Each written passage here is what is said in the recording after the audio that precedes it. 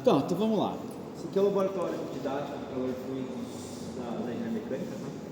A gente tem uma disciplina inteira aqui de laboratório de calor e fluidos, onde a ideia é aplicar, assim, basicamente, você tem os cursos de mecânica dos fluidos, de transferência de calor, de termodinâmica, aí tem outros cursos também, você tem sistemas fototérmicos, são os outros cursos mais avançados, mas a ideia aqui é tirar um pouco do que você aprendeu na teoria e botar na prática. E aí envolvendo outras coisas, né? Não somente o conceito de teoria de mecânica dos fluidos, transferência de calor e tudo mais, mas envolvendo também, por exemplo, instrumentação, tipo de instrumentação utilizada, incerteza, como é que a gente calcula a incerteza, num relatório você vai fazer as medidas, por que você faz mais uma medida, como é que você calcula as incertezas das medidas, como isso é aplicado aos seus dados, compara os dados aqui com os dados da teoria, se não bate os dados, por que não bate os dados, explicar isso daí. Então tem toda uma parte que não é só a teoria, você tem toda uma parte de análise de dados que eu acho que é muito importante para o engenheiro saber. O engenheiro não pode chegar, olhar uns dados, ver o gráfico bonito e achar que está tudo certo. Você tem que ter um olhar crítico, entender uma teoria por trás e entender o porquê que às vezes as coisas não batem. Tá? Com essa, acho que a principal ideia desse laboratório é essa. É mostrar para os alunos essa questão um pouco mais prática, para eles terem esse entendimento, às vezes, que a gente não tem nos cursos teóricos. Tá? Então vamos lá, a gente tem, nesse semestre que a gente está dividido em 7 práticas, tá? Tem um pouco mais de práticas aqui que a gente está começando a tentar arrumar algumas ainda, mas a gente está fazendo 7 práticas nesse semestre. Eu vou explicar uma por uma, tá? Só para a gente ter uma ideia. Então, aqui é uma prática do viscosímetro, onde a ideia é medir a viscosidade do fluido. Então aqui a gente tem 2 métodos de medida. O copo Ford, que é esse copo aqui. Ele é basicamente num copo aqui, isso é, dentro de um orifício. Você preenche ele ou com um calcão dos 2 fluidos, então tem que tampar ele aqui embaixo, e aí você mede o tempo de queda. Então, a hora que ele começa a falhar um pouquinho, você tampa de novo, você mede a diferença de altura, você consegue estimar a viscosidade, porque o tempo de queda aqui é associado à perda de pressão no orifício. Então você consegue estimar isso daí e chegar na viscosidade, na equação de Hagen-Poiseuille. Tá? Então aqui você determina a viscosidade de cada um dos fluidos. Lembrando sempre que nos experimentos a gente sempre tem que tomar cuidado de limpar muito bem entre um fluido e outro. Tá? Se você põe um fluido, ou a glicerina ou o óleo, esvazia, a gente faz 5 medidas sempre. Tá? Aí você coloca outro fluido, você vai ter uma camada, por exemplo, se eu botar a glicerina primeiro, você tem uma camada de glicerina na superfície, que vai ficar atrelada por causa da pressão superficial, e isso vai afetar a medida da viscosidade do óleo. Tá? Então, muitas vezes os alunos aqui, quando eles medem, eles não limpam direito, e aí eles têm resultados, por exemplo, o segundo fluido que eles medem bem esquisitos, não que era para ser esperado. E é por causa disso aí. Então a gente tem que tomar cuidado nos momentos. Né? Esse é um dos tipos de coisas que eu tento mostrar na disciplina. Tá? Esse é um dos meios de medir. Tá? Então, em cada um dos fluidos a gente sempre mede a densidade deles, mede a temperatura e tudo mais, para garantir as medidas estão corretas. Então, aqui é o copo Ford, a gente utiliza lá o copo Ford, e a gente tem também o viscosímetro de Stokes, que é baseado no experimento de Stokes, que é basicamente você joga uma esfera, aqui a gente tem várias esferinhas, você consegue ver as esferas ali embaixo também, e aqui tem algumas esferas também. Mais perto, gente. Tá? Então aqui é o viscosímetro de Stokes. Então o que é o viscosímetro de Stokes? Como eu falei, é baseado no experimento de Stokes, onde você tem uma esfera, você joga a esfera no fluido, e ela cai, se você tiver com Reynolds inferior a 1, a velocidade de queda dela está associada somente ao balanço de empuxo, força de arrasto por efeitos viscosos e gravidade. Se você tem um Reynolds maior que 1, você começa a ter efeito de arrasto hidrodinâmico, não só o arrasto viscoso. Tá? Se você tem um arrasto, você começa a criar uma esteira, e não é válida essa hipótese dos comentários que você conseguir medir a viscosidade. Então o que eles têm que fazer na prática? Medem a viscosidade com o copo Ford, usa a viscosidade medida lá para selecionar o diâmetro da esfera, para garantir um Reynolds menor que 1, e aí ele vem, joga a esfera, mede o tempo de queda entre as duas linhas marcadas, que é 1 metro, você consegue determinar a velocidade. Tá? E aí com a velocidade, certo balanço de força, você consegue chegar na viscosidade. E aí compara a viscosidade medida pelo copo Ford com a do Stokes e com a da literatura. Tá? E aí você compara todos eles e vê o que está medindo com essa e o que não está. No geral, o viscosímetro de Stokes é melhor do que o copo Ford. O copo Ford ele é mais prático, mas ele não é feito para esses fluidos. Ele é feito para tinta, é um pouquinho diferente. Então esse aqui é o primeiro experimento. Aqui a gente tem um túnel de vento. Agora um ponto importante para todos os experimentos que a gente faz aqui que envolve medidas de ar, tá?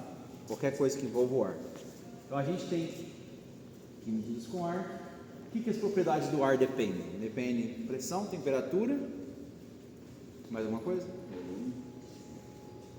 O ar seco seria só essas duas, né? E o ar úmido? Depende da umidade, né? Então a gente tem aqui, o barômetro, o mercúrio, a gente consegue medir a pressão local, aqui. Aí aqui tem milibar e centímetro de mercúrio. E aqui a gente tem um termômetro de bulbo seco e um termômetro de bulbo úmido. Tá? A gente mede a temperatura do bulbo seco, bulbo úmido e a pressão local. E aí a gente chega para conseguir chegar nas propriedades do ar de forma correta. Tá? E aí a gente volta para o experimento aqui do tordimento. O que é a ideia do experimento do tordimento? É medir a força de arrasto no anteparo. Então, basicamente, o que é a ideia? Você tem qualquer coisa que você faz, por exemplo, de aerodinâmica, fazer uma asa, fazer um carro, qualquer esse tipo de coisa, você vai precisar determinar qual é o coeficiente de arrasto, basicamente, desse componente. E normalmente ele se comporta dessa forma aqui. Tá? Você tem um coeficiente de arrasto, ele varia com o número de Reynolds, ele tem uma região que ele vai reduzindo, fica constante, ele tem uma região de separação de camada limite que ele cai bastante. Tá? Assim, mais ou menos que ele se comporta, você precisa chegar numa caracterização disso daí, para toda vez que você faz uma coisa nova, basicamente. E aí o que a gente tem aqui é que a gente tem um prato cilíndrico convencional, tá? Que é algo bem comum, bem descrito na literatura, todos os livros têm o coeficiente de arrasto para isso. E a gente tem uma medição de força aqui, de balança, a gente tem uma medida de força, de arrasto nele, aqui tem uma balancinha. A gente consegue medir a força para diferentes velocidades, a gente consegue controlar a velocidade do escoamento. E aqui a gente tem tubos de pitot também, ficam aqui, um na entrada e um na... Bom, o escoamento é nesse sentido, tá? Vai para lá. Então a gente tem um tubo de pitot na entrada, que a gente assume que o escoamento é constante. Você sabe o que é um tubo de pitot? O tubo de pitot é um equipamento para medida de velocidade. Tá? Ele mede, se vocês conseguem vir aqui, pode ficar mais perto, gente. Você vê aqui, nesse aqui, você pode ver que tem um furinho na ponta dele. Você vê aqui na ponta que tem um furinho na ponta dele e tem alguns furinhos na lateral. Tá? Então, o que esses furinhos estão conectados? Um deles, o da frente aqui, ele está conectado. Ambos estão conectados no mundo. O da frente está conectado nessa parte aqui e o outro está conectado nessa parte aqui. Então, o da frente ele mede a pressão de estagnação, que é a pressão total do fluido, e a lateral mede a pressão estática. Então, com os dois, você aplica a equação de Bernoulli e você consegue chegar na velocidade local que está sendo medida. Tá? Então, é isso que basicamente o pitot faz, né? Um equipamento de medida de velocidade, mas baseado em medidas de pressão de estagnação e pressão estática. Tá? A disposição dele aqui, a gente tem a medida de velocidade de entrada. Então, a gente sabe qual a velocidade de entrada está medindo a força. Com isso, a gente consegue calcular o número de Reynolds e, pelo CD, o coeficiente de arrasto, estimar qual seria a força teórica e comparar com a força que está sendo medida.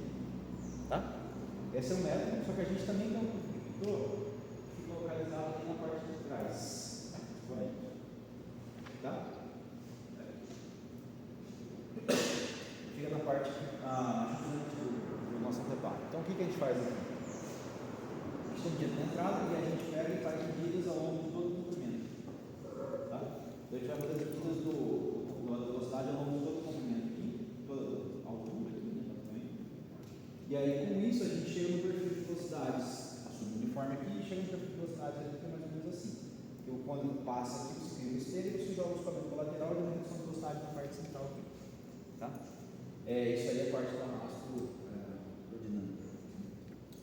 Então a gente tem isso daqui e você tem o que a gente pede aqui para fazer uma análise integral de força. Você faz um volume de controle aqui, você tem a vazão, você consegue pegar o perfil de velocidade, você faz uma integração dele aqui, você tem a vazão que está entrando aqui, você assume a vazão que está saindo na lateral, faz o balanço de força, a observação da unidade de movimento na análise integral, você consegue chegar na força calculada, na força de arrasto aqui. E aí você tem que comparar isso com o valor da força calculada com o valor de CD. Tá? É mais ou menos isso, aqui é mais uma parte de tudo isso. E aquele ali também. Alguma dúvida? Se tiver alguma dúvida, é só falar, pode parar a qualquer momento. Nos laboratórios da mecânica, no laboratório que eu participo, da FIAG, ali no Bioma, não sei se aqui dá para ver, é um laboratório com uma caixa. A gente faz os experimentos, cada resultado a gente faz em triplicata. Aqui também funciona desse mesmo modo? Você tem que fazer, por exemplo, aquelas medidas ali, que são medidas individuais, a gente faz 5 vezes. 5 vezes. 5 vezes. Pra você ter uma distribuição estatística boa, mínima na verdade. Aqui você tem que fazer, a gente faz a medida da entrada, é uma velocidade constante. Na saída você faz na subida e na descida. Aqui, no caso da descida e na subida, para cada velocidade. E aí você faz, por exemplo, ele vai até 36 metros por segundo. Então a gente faz 12, 24, 36, volta 24, 12 de novo. Entendi. Então sempre tem mais de uma medida por caso. Entendi. Então, alguns vocês fazem 5 e outros vocês fazem... Entendi. Em projetos reais, esse equipamento seria utilizado para mensurar o quê? Assim? Por exemplo, você teria um aerofólio, uma asa de um avião, por exemplo. Você colocaria ele aqui, e aí você consegue variar a inclinação dele e medir qual é a força de arrasto e força de sustentação. E aí você compara isso daí, você mede a esteira aqui atrás, você tem ideia quanto você tem, você consegue medir quanto você vai ter o deslocamento, o descolamento da camada limite, que é o que causa o stall, por exemplo, no avião, que é algo que você tem que saber muito bem. Que é o quê? O stall. O que é stall? É quando você tem o descolamento da camada limite, você tem o descolamento ao redor de uma asa aqui, né? E aí você tem o arrasto e a sustentação. Tá? E aí o stall é quando você tem o descolamento da camada limite, você causa, por exemplo, você está aqui, aí você começa a ter a camada limite colada aqui, né? Você começa a inclinar muito a asa, o descolamento vindo aqui. Você começa a causar uma zona de baixa pressão, a camada limite descola, aí você tem uma zona de recirculação que causa uma zona de muito baixa pressão, essa zona de baixa pressão causa uma força devido à pressão aqui atrás também. E isso aí acaba reduzindo muito a velocidade do avião, por causa dessa força de arrasto muito grande. Tá? E isso aí acaba causando, por exemplo, você está às vezes com o avião acelerando no máximo e você faz essa força de arrasto, você acaba ficando descendo. O que aconteceu no acidente da Air France foi isso. Não sei se vocês lembram da Air France em 2011, uma coisa assim. Que teve o avião da Air France que caiu, que estava indo de Paris para o Rio. Ele caiu porque um tubo de pitot congelou, eles não estavam medindo a velocidade direito, e o piloto que estava, era o copiloto que estava pilotando, ele não era tão experiente, ele viu que estava perdendo altitude, ele só tentou erguer, mexer a asa para ser na posição de subida, só que estava causando stall, e ele mesmo acelerando muito, ele estava descendo. E aí a hora que o piloto viu, estava tarde demais, não conseguiu arrumar e acabou batendo na água. Ninguém se feriu, né? Nesse acidente. Todo mundo morreu. Todo mundo morreu? Todo mundo morreu. Inclusive, eu conheço pessoas que tinham parentes lá. Então, Nossa. É importante fazer isso. Sim. Esse é um dos exemplos, né? Por exemplo, você vai fazer a carenagem de carro, esse tipo de coisa. É que esse você vai fazer mais crítico, né? Mas assim, carenagem de carro, todo experimento, todo carro que aquela carenagem que tem nele, vai ser isso daí, vai entender o ângulo que tem que fazer, esse tipo de coisa. Beleza? Aqui é um experimento também um pouco mais prático, tá? Mas é o experimento de uma bomba. Vocês lembram como é que funciona, não sei se vocês já viram ou não, mas como é que funciona a parte de seleção de bomba? Não sei se vocês viram isso aí, mas você tem a curva da bomba? Tá? Então quando você vai naquela... Hidráulica, tá? Então você vai selecionar uma bomba, por exemplo, para o seu sistema agrícola. Sistema de irrigação, uma coisa nesse sentido. Estou tentando dar um exemplo agrícola. Então, o que você faz para caracterizar? Você faz a construção de bomba, você faz uma simulação, você faz o CFD da bomba, você vai entender qual a capacidade dela e tudo mais, mas isso aí tem que ser validado experimentalmente. Então, o que o pessoal faz? Pega e monta numa bancada que nem essa. Você tem completamente água. Aqui do lado só bomba, tá? No sentido de escoamento, nesse sentido. Você tem aqui um local para você medir velocidade, o escoamento da vazão. Aqui a gente tem o controle de rotação e o torquímetro para medir a torque que está sendo aplicado. A gente tem medida de pressão na entrada e na saída da bomba. E a gente tem uma válvula. Então o que a gente faz? A gente liga a bomba numa rotação e varia a posição da válvula, brincando com ela como se fosse a perda de pressão ao longo do seu circuito. Aí você vai brincando com a posição da válvula, você vai medindo a diferença de pressão na entrada e saída da bomba, da carga da bomba, a altura manométrica da bomba. e você tem a vazão também. E com isso você consegue montar curvas de bomba para diferentes rotações. E aí é isso aí que forma aquelas curvas de bomba que você olha no fabricante, por exemplo. Tá? Então a ideia daqui desse experimento é usar montarem as curvas de bomba, compararem com a eficiência do sistema e tudo mais e tentar entender o porquê do comportamento das coisas. Mas essa que é a ideia. Como chama essa bancada? Essa aqui é a bomba axial, na verdade. Bomba axial. Que é uma bomba axial que tem ali. Mas essa aqui é a ideia aqui. Tá? Uma dúvida? Isso aí já é uma pergunta. Sim. Essa seleção de bomba, esse sistema todo, que você deu o exemplo da engenharia agrícola que a gente faz irrigação, mas eu queria saber no que usaria isso para mecânica, no caso, assim. O que usaria isso? Todo o sistema de bombeamento que você tem. Tá. Você tem um sistema de bombeamento de motores, um sistema de bombeamento de resfriamento de eletrônicos, tem um bombeamento de resfriamento de carros, um bombeamento de resfriamento de usina nuclear, um monte de coisa. Né? Então Tudo que envolve bombeamento, isso aqui. E como só com essa válvula aqui você consegue simular toda a perda de carga no trajeto, sei lá, se for uma perda de carga muito alta, se você quiser avaliar? Sim, você quer uma válvula, você tem uma válvula ali, né? Então você é uma válvula de esfera, basicamente. Então ela está totalmente aberta, aí vamos supor que você está aqui. Ela está totalmente aberta aqui. Aí você começa a rodar, ela começa a fazer isso aqui. Então você começa a restringir o espaço disponível, até uma hora que você consegue praticamente fechar isso aqui. Mas não altera o fluxo também? Altera o fluxo. Aí você cria a curva de bomba. A curva de bomba é a altura manométrica que a bomba fornece, consegue fornecer, essa medida entre um e outro aqui, e a vazão. Então você vai aumentando a vazão, vai diminuindo a altura manométrica que a bomba consegue fornecer. Né? Tá, Então, beleza. é o contrário. É maior a vazão, você dá uma altura manométrica mais ou menos menor, mas é mais ou menos por aí. Então é com isso que você consegue simular. Tá. Certo? Então, para toda a seleção de bombas e os equipamentos, Toda vez que você abrir o catálogo de bombas, vai ter curva da bomba lá. A curva da bomba vai ser obtida com isso daqui. qual que é o custo? Pá, ligou. Como assim? Tem um custo assim, para esse equipamento? Ah, tem um custo Tipo, o associado, com certeza. agricultor quer fazer uma seleção de bombas. Aí vai lá Não, e tal. mas é o caso do agricultor, por exemplo. Ele não vai fazer isso daqui. Ele vai chegar no vendedor de bombas e vai falar: eu preciso comprar uma bomba que vai me dar, no caso, ele vai ter que fazer o cálculo da perda de pressão do sistema dele. Isso ele vai ter que fazer. E aí ele vai falar: minha perda de pressão do sistema é tanto, eu preciso de uma vazão de tanto.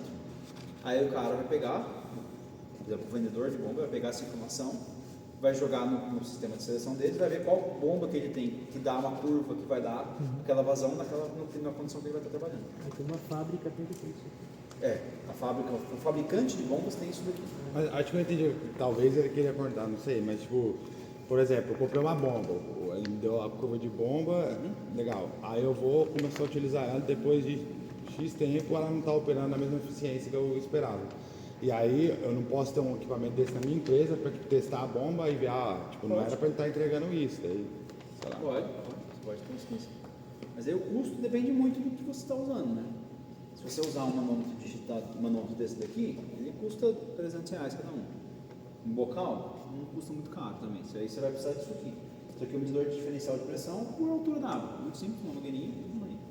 Agora, se você for usar um sistema mais preciso, que aí você vai precisar comprar um transdutor diferencial digital, uma válvula com controle um pouco mais preciso, aqui um medidor também, você pode comprar um medidor de vazão bem mais preciso, aí o seu custo pode ser bem maior, você pode chegar no custo relativamente. O mercado do transdutor mais especializado vai ser uns 1.500, o medidor de vazão mais preciso vai ser em torno de uns 2.000, 3.000. Então seu custo vai aumentando de acordo com a precisão que você tem. Né? Se você quer botar uma bomba, testar, só para ver se está mais ou menos ok, você consegue verificar um relativamente barato. Tá, beleza. Qual que é a vazão máxima? Dessa daqui, eu não tenho certeza dessa daqui. A gente sempre olha só mais o comportamento das curvas. Né?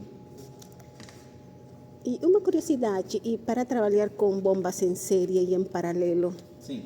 dá para testar aqui? Aqui nesse caso, você precisaria fazer modificações, né? Você precisaria fazer uma modificação aqui. No caso não, a gente só tem um torquímetro também. Então você precisaria, no caso, ter um sistema dobro disso daqui, fazer uma modificação e colocar uma bomba em série e uma bomba em paralelo. Entendi. Mas no geral, o comportamento delas, você precisa caracterizar o comportamento da bomba. Aí você tem a curva da bomba. E é isso que vai importar. Aí você coloca em série paralelo, a teoria é a mesma. A sua bomba é a mesma. Não necessariamente você precisa testar uma bomba em paralelo ou em série. Ela vai ter o funcionamento dela normal. Aí vai variar se você vai colocar em série ou paralelo, se você quer mais vazão ou mais Altura. carga, né? É. Você coloca em série, você vai ter o dobro de carga com a mesma vazão. Se colocar em paralelo, você vai ter a mesma carga com o dobro da vazão. Tá? Certo. Uma pergunta, gente? Beleza?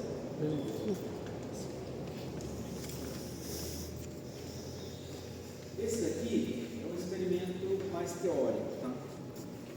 Esse aqui é o experimento da camada limite, tá? Então, o que é esse daqui? A gente tem um ventilador aqui em cima, ele joga o ar aqui, o ar desce, aí ele vem por aqui, passando aqui, esse aqui é um lado com uma camada, uma superfície lisa, um lado com uma superfície rugosa. Esse comenta que ele vem num bocal divergente, e ele sai aqui, como você tem essa superfície plana aqui, você forma uma camada limite hidrodinâmica, tá? E aí essas mangueirinhas aqui, isso aqui são tudo tubos de Pitot, que nem aquele lá, você consegue conectar num anão de tubos, nesse daqui, consigo girar muito ele. Esse é um anão de multitubos, então cada mangueirinha está conectada em um ponto aqui, você consegue pegar a diferença de alturas entre elas e determinar a velocidade local.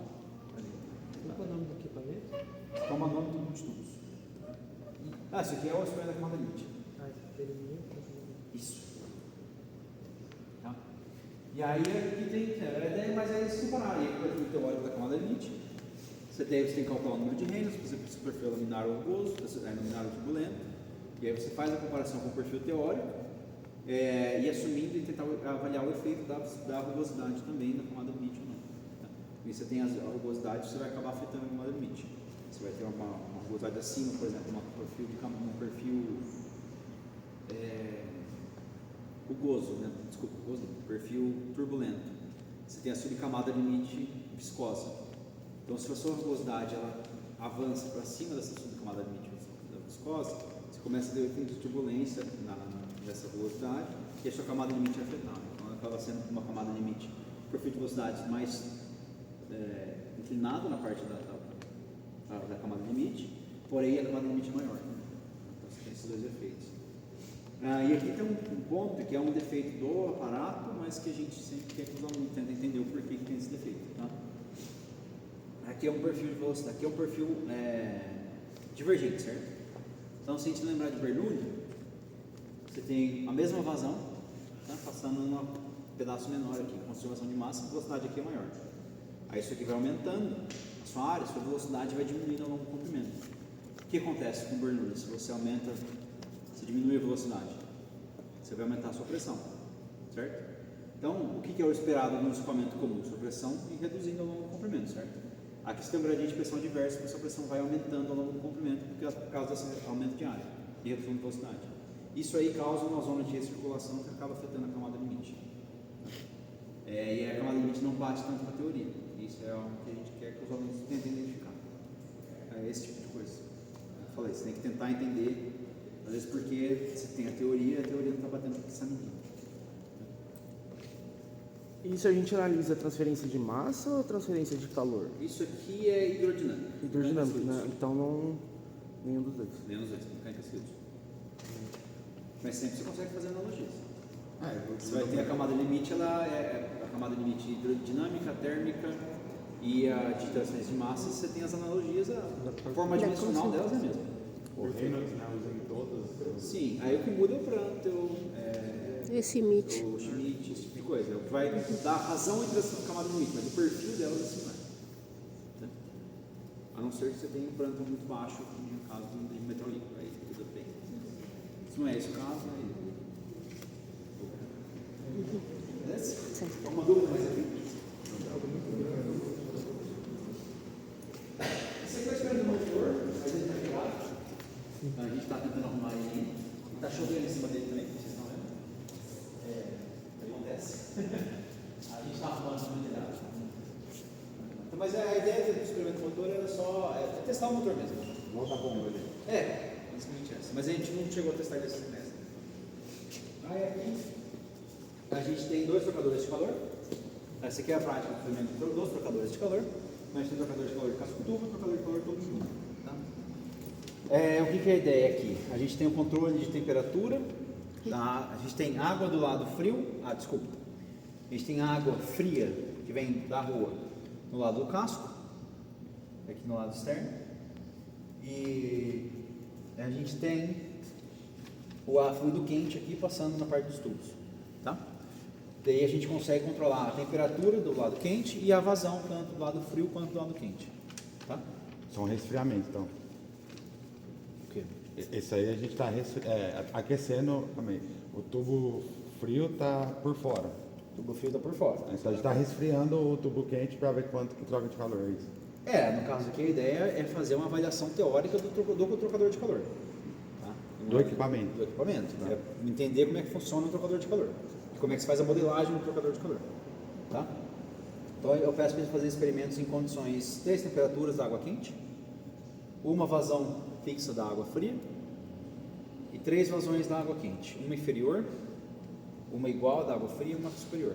Por que a gente faz isso? Eu não sei se vocês lembram do trocador de calor, mas o trocador de calor, ele tem gráfico do Epson Nut e ele é dependente do CR, né, que é a razão entre as capacidades caloríficas dos dois fluidos. Então você fazendo isso daí, você tem onde o fluido, o C mínimo está no lado do casco, eles são iguais e depois está no lado dos tubos. Com isso você consegue variar um pouquinho as equações que você tem que usar. Tá? Então o que eu peço para eles fazerem? Eles têm as medidas experimentais, também peço para eles inverterem e fazerem contracorrente com corrente. Tá? Então ele tem as medidas experimentais, eles conseguem chegar no coeficiente de transferência de calor experimental baseado nas medidas que eles têm, tá? E a gente fornece as áreas e tudo mais. Então eles conseguem pela média logarítmica chegar no coeficiente de transferência de calor experimental. E eu peço para eles calcularem o coeficiente de transferência de calor teórico. Por exemplo, isso aqui no lado quente, você tem a entrada do fluido dividida em 6, então você tem a vazão dividida em 6, você consegue calcular o coeficiente de transferência de calor interno. A gente tem a espessura do tubo, então você consegue ir material, você consegue calcular a condução dele. E aí você tem na parte externa, você tem os seus comentários aqui, você tem as chincanas aqui, né? O nome desses divisores aqui. A água entra aqui e ela vai no escoamento cruzado aqui, né?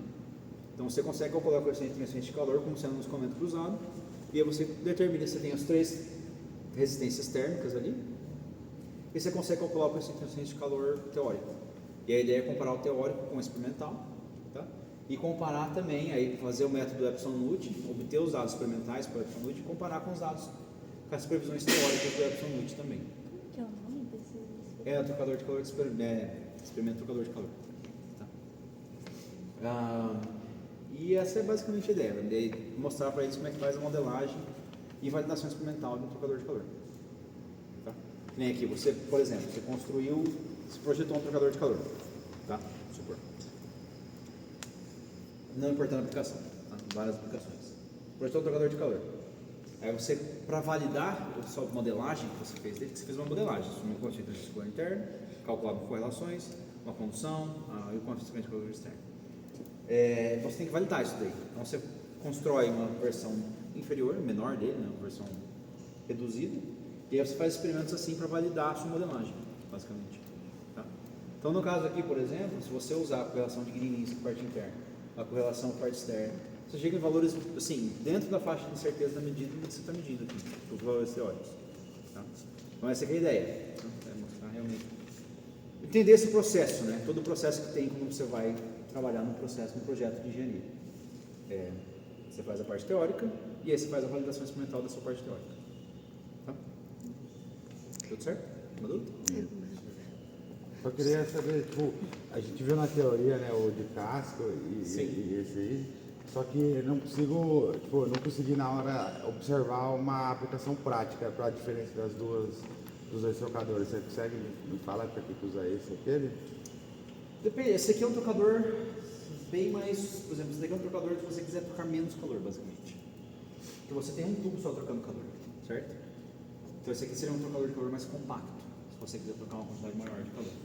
Você tem diferentes tipos de trocador, depende muito da sua aplicação. Vamos supor, você tem aqui 2 fluidos a alta pressão. Isso aqui não vai dar muito certo. Porque o tubo interno, tudo bem, é um tubo menor, então você consegue suportar bastante pressão.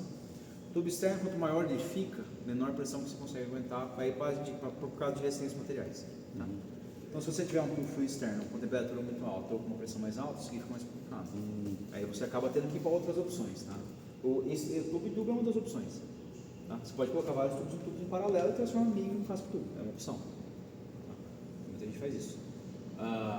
Mas tem essas diferentes aplicações, sim. Não sei se eu estou entendendo também. Tipo, uma aplicação prática, assim, isso aqui usaria aqui, isso aqui usaria Isso aqui onde? normalmente se usa em sistemas de refrigeração maiores, onde você tem a parte, um fluido de resfriamento na parte. O fluido de resfriamento na parte interna. Aí você tem, por exemplo, um condensador de um shopping, por exemplo. Então, um sistema de refrigeração de um shopping, um sistema de refrigeração de um frigorífico, por exemplo. Tá? Você tem um trocador de calor disso aqui, onde você passa a água nos tubos para você condensar o fluido. Vocês viram o sistema de refrigeração já como ele funciona? Ainda não, próxima matéria, eu acho. Tá, então no sistema de refrigeração você tem um compressor, você comprime o fluido, ele vai subir a temperatura, isso aí está mais vapor, aí você condensa ele, passa numa válvula de expansão, ele cai muito a temperatura, por causa da expansão, e aí você consegue usar essa parte no evaporador, que é onde você remove o calor. Você teria a parte do evaporador dentro da sua câmara frigorífica, e a parte do condensador do lado externo, onde você precisa jogar o calor fora. Tá? Então assim que você consegue remover o calor da parte fria e jogar na quente. No condensador, normalmente, o que você tem é que você precisa remover esse calor. E você pode jogar para o ar, só que aí você tem trocadores gigantescos, porque você tem uma concentração de calor muito baixo, certo? E aí você pode usar trocadores assim, onde você usa água ambiente mesmo, né? Ou aí com torres de resfriamento e tudo mais, mas para você passar água nos tubos, e aí você condensa o fluido na parte dos tubos externos. Então, essa é uma aplicação desse daqui, tá? Esse daqui, vamos supor que você tem... pensando também no sistema de refrigeração, tá? Você consegue aumentar a eficiência do seu sistema de refrigeração se você tiver um subresfriamento do líquido na entrada da válvula de expansão. Então o que você faz normalmente? Você tem a linha que está indo para a sua válvula de expansão e a linha que está saindo do seu evaporador. A linha do evaporador tem baixa pressão, baixa temperatura, e a linha que está chegando na sua válvula de expansão tem alta temperatura, tá? Mas está como líquido. Então o que você faz? Você coloca a linha que está vindo do seu condensador um dos lados aqui e a linha que está saindo do seu evaporador do lado. Desse jeito você consegue aumentar a temperatura dentro do seu compressor, que é a rotação dele. Isso aqui melhora a eficiência do seu compressor e evita riscos.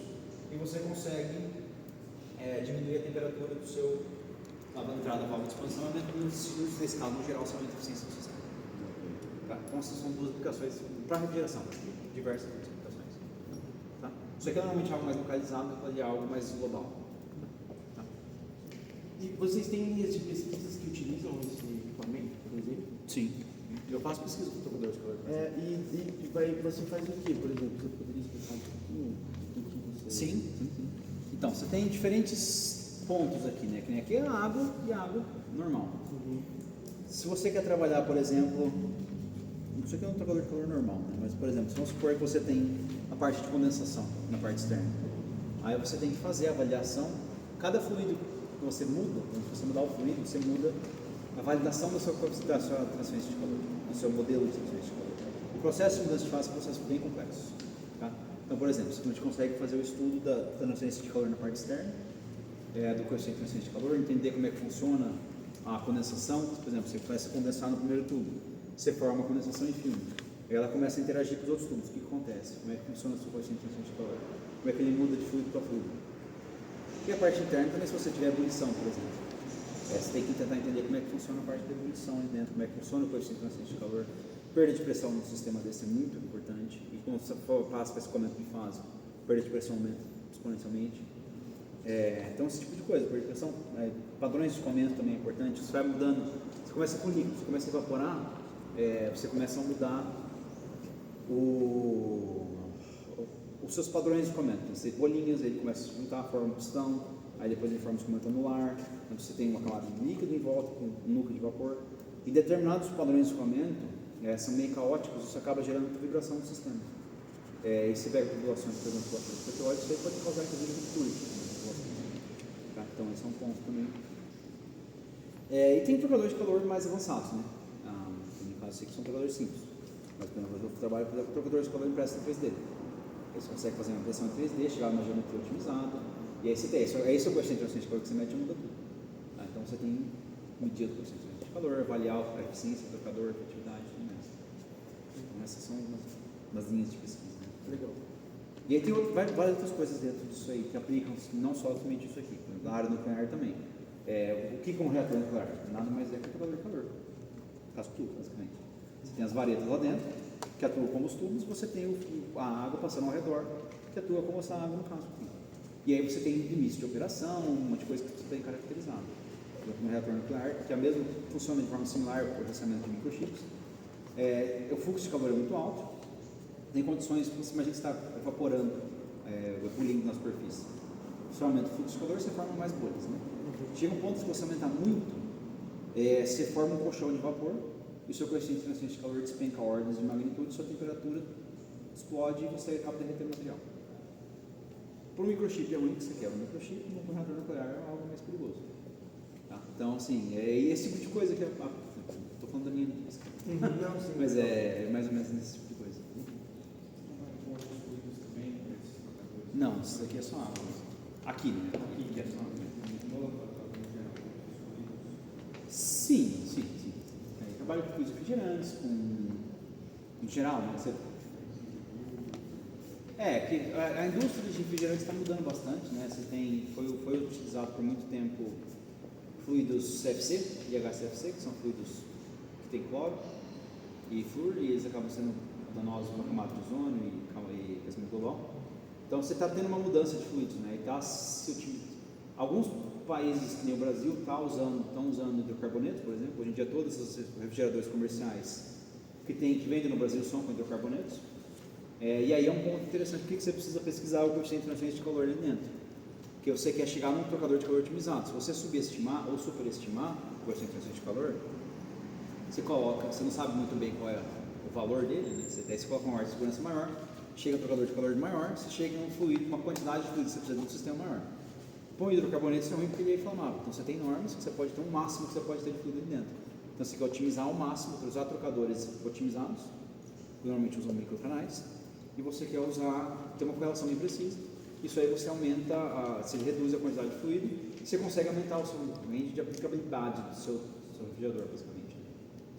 Então, isso é um exemplo. Outra coisa? Beleza.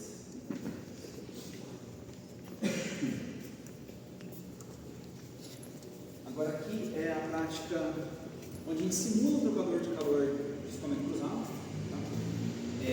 Do mesmo jeito que eu falei que ali a gente tem um escoamento cruzado ao redor dos tubos, aqui a gente está simulando isso daí. Tá? Mas o que a gente tem aqui? Você tem um escoamento com ar, a gente tem um ventilador que a gente consegue controlar. Isso aqui é um aquecedorzinho elétrico. Tá? Um aquecedor elétrico, a gente consegue controlar a potência que a gente coloca. E aqui tem um banco de tubos. E a gente consegue alterar a posição que ele fica no banco de tubos. Então, a gente, por exemplo, coloca ele aqui, na primeira posição. Na primeira posição, ele vai atuar como sendo só o escoamento cruzado ao redor do cilindro. A gente tem medidas de temperatura do tubo e de potência de fluxo de calor, razão de velocidade do ar e tudo mais. A gente consegue comparar os dados que a gente obtém aqui, experimentais, com resultados previstos por correlações para o ar ao redor. E a ideia é tentar realmente comparar, entender qual correlação funciona melhor, porque tudo mais. Isso para a primeira fileira. Porém, imagina que a gente está aqui, né? Tem a primeira fileira, você está com os escoamento, só o escoamento ao redor. Você vai passando aqui para baixo, conforme o escoamento vai passando, ele vai tendo um efeito de esteira turbulenta, você vai aumentando a turbulência no escoamento. Isso aqui vai aumentando o coeficiente de transferência de calor, até um ponto onde fica estável. Tá?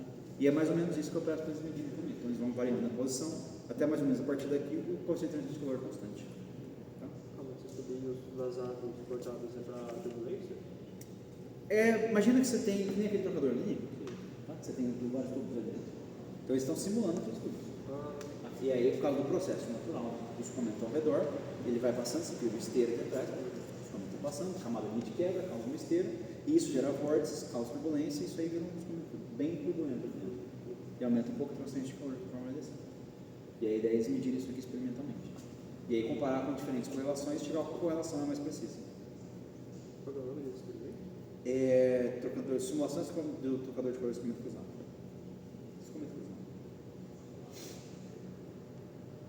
Vocês têm uma margem de erro? Ou não? Tem. As correlações têm margem de erro, né?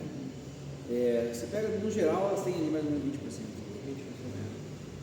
Se ficar aí, a incerteza aqui dá mais ou menos uns 10%, então, ou mais. Então, se ficar ali mais ou menos 10, 15%, então mais do que não, na verdade.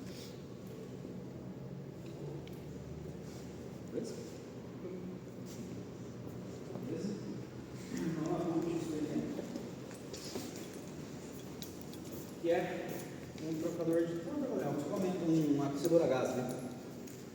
Tá? Então aqui a gente tem um aquecedor a gás comum, que é o que a gente tem no apartamento. Esse aqui é um pouquinho mais antigo, que é bom, porque a gente consegue, não é automático. Então você não coloca uma temperatura e ele faz tudo para você. Aqui você regula as válvulas, né? Então essa é a ideia aqui. Então a gente tem o gás que ele entra aqui, a gente mede a vazão do gás que está passando, no placa de orifício. A gente injeta o gás, ele liga o queimador, começa a funcionar. E a gente tem um escoamento de água que passa por dentro aqui do trocador. E ele vai e cai na balança, a gente consegue medir a vazão pela balança. Então você tem quantidade de tempo, você cronometra, e a tempo que a massa variou nesse tempo, você consegue achar a vazão de água, tá? Vazão de água, vazão de gás. A gente tem medida de temperatura na entrada e na saída dos gases, na entrada e na saída da água, a gente consegue fazer balanço de energia. Tá? E a gente sabe o gás que está entrando, que é GLP, então a gente consegue, pelo PCI, que é o poder calorífico inferior do gás, calcular a energia de combustão que está sendo inserida pela combustão, e a gente consegue medir a quantidade de energia que está sendo absorvida pela água. Tá? Com isso a gente consegue chegar na eficiência do sistema. Tá?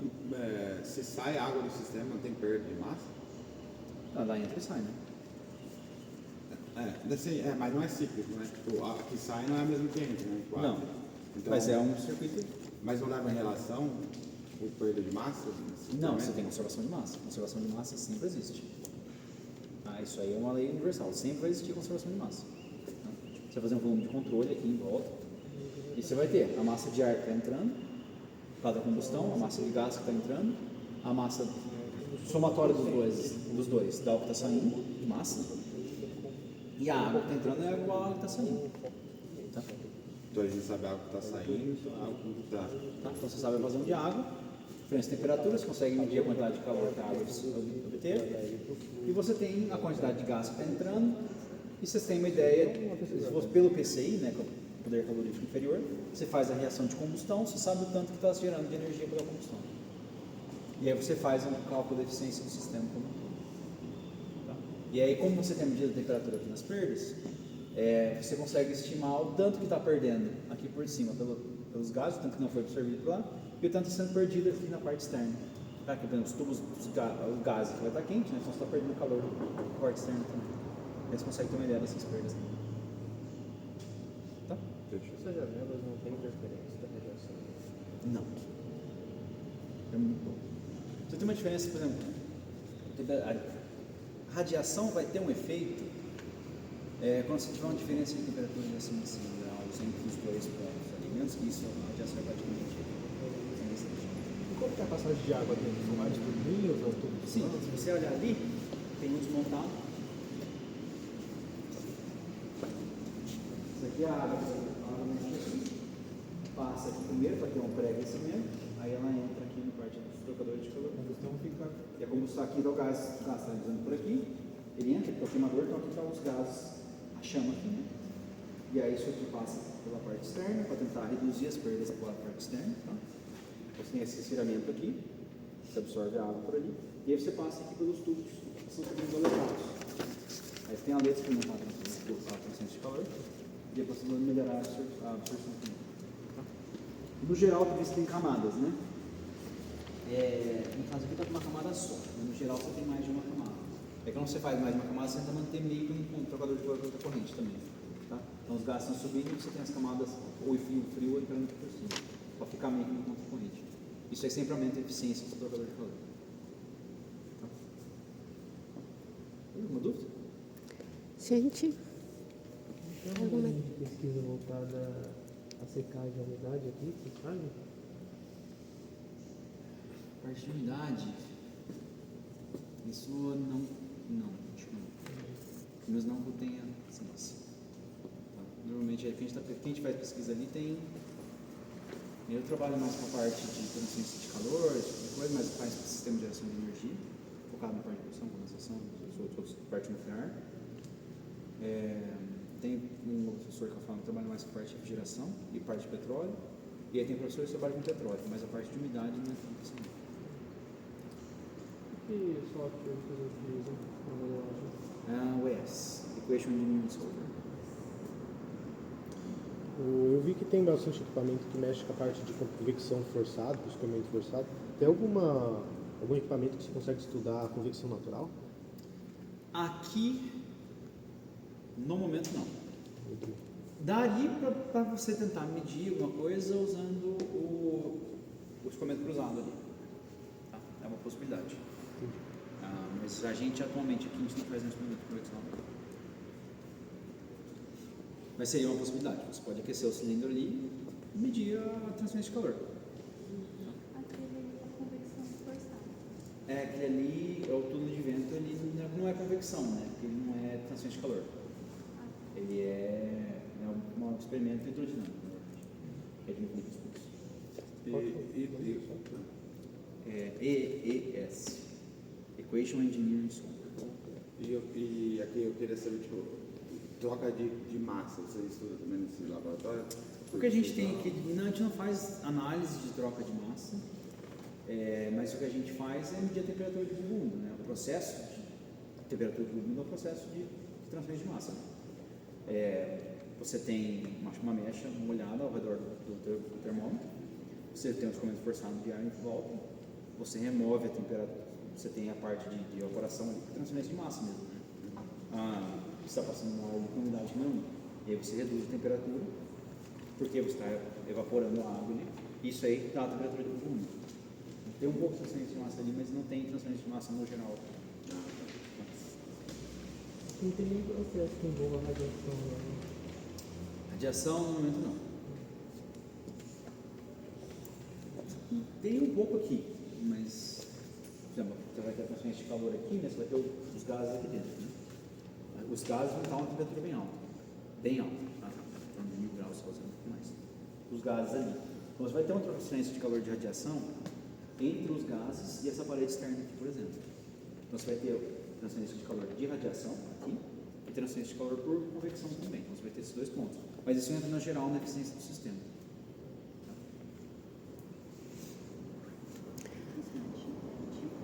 Oi? Não, isso aqui foi desmontado e cortado de tudo. Certo, gente? Alguma pergunta mais? Bruna? Uma dificuldade nessa área de fluidos. Tem várias dificuldades. Você fala em termos do laboratório ou só do laboratório ou no geral? No geral, você tem vários desafios hoje em dia ainda, né? Você tem a parte de mudança de fase, ebulição, condensação, isso aí ainda é um desafio muito grande. A parte de modelagem em termos de CFD computacional de mudança de fase e de metais líquidos. Tem parte de alta temperatura, desenvolvimento de calor de alta temperatura, trabalhar com escoamentos com fluidos supercríticos. Quando você faz a mudança, você tem uma parte pseudocrítica ali, então a pressão alta, mas você passa para a temperatura crítica, você tem uma mudança de propriedades grandes ali, que você acaba tendo uns efeitos que são relevantes. Parte aerodinâmica mesmo, né? Fazer uma modelagem numérica detalhada de um escoamento bem turbulento, com supersônico e tudo mais, é algo bem complexo. Interação fluido-estrutura é algo complexo também, que você tem que pesquisa. Termoacústicas, você consegue fazer a movimentação do ar com ondas sonoras. Mas tem várias coisas. Tem alguns exemplos que o pessoal trabalha aí. O petróleo também, você tem bastante coisa do petróleo. Você tem fluidos não newtonianos, onde a viscosidade varia de acordo com o rendimento e tudo mais. Então, tem bastante coisa. Tem equipamento? Tem equipamento de fluido supercrítico aqui na FEM? Não, atualmente não. Ah, tá. A gente está construindo um de CO2 supercrítico para pesquisa lá dentro. Tá. O Fábio está construindo e eu planejo construir também. Mas aí é para pesquisa. Entendi. Certo, gente? Alguma coisa que está faltando? Está tudo certo? Uma bomba relógio. As bombas. Certo? Pode perguntar. Tá tudo certo, gente? Alguma perguntinha mais? Que é aquela parte que foi de caixa de varejo. E você tem também, hoje em dia que estão começando a desenvolver micro-reatores nucleares. Microreator. São reatores menores. Eles são reatores onde todo o sistema do reator, sistema de geração de potência e tudo mais, cabe dentro de um container marítimo. Você consegue levar, transportar, né? Para gerar em torno de 5 a 10 megawatts. O Brasil está começando o desenvolvimento de um. E aí, por exemplo, o sistema de resfriamento deles é um sistema passivo. Num reator normal, você tem um núcleo e você tem um funcionamento forçado de água lá dentro. Tá? Só que se quebrar uma bomba, você tem uma complicação, você tem que parar. Se tiver uma variação, se for de algum problema ali, uma vareta de controle muito bom, um pouquinho de posição sem querer, e você tem um aumento de potência local, você tem que ter um controle ali bem controlado do sistema de resfriamento. No micro-reator, uma das ideias de aplicações dele é o uso em, por exemplo, comunidades remotas, ilhas, bases militares, esse tipo de coisa, mas em locais mais de difícil acesso, onde a energia não chega tão fácil, por exemplo. Onde você precisa de reatores a diesel, esse tipo de coisa, você consegue botar um micro-reator ali e consegue gerar energia de forma limpa por muito tempo e de forma estável. E data centers também estão interessados nisso daí. Mas tem que ser algo que tem um controle do sistema de resfriamento de forma passiva. Então, o que você consegue usar? Você consegue usar tubos de calor para resfriar o núcleo do reator. O que é o tubo de calor? Ele é um tubo fechado, lacrado, onde você coloca um material poroso ali dentro. E aí você vai ter a parte quente do microreator, onde ele evapora o fluido, você tem a parte que você resfria, que é o tubo de calor, que é a parte do sistema de geração de potência, e aí você condensa o fluido aqui. E ele volta por capilaridade para cá por causa do meio poroso. Então você fecha um circuito ali dentro sem precisar de uma bomba.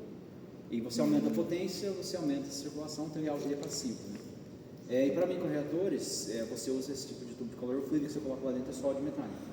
E ele evapora aqui, condensa ali e isso aí. E eu trabalhei com isso aí nos Estados Unidos e a gente está começando a trabalhar com isso aqui também, que é um projeto com um microreator com uma empresa brasileira. Então esse eu acho que eu gosto bastante dele. Alguma pergunta mais, gente?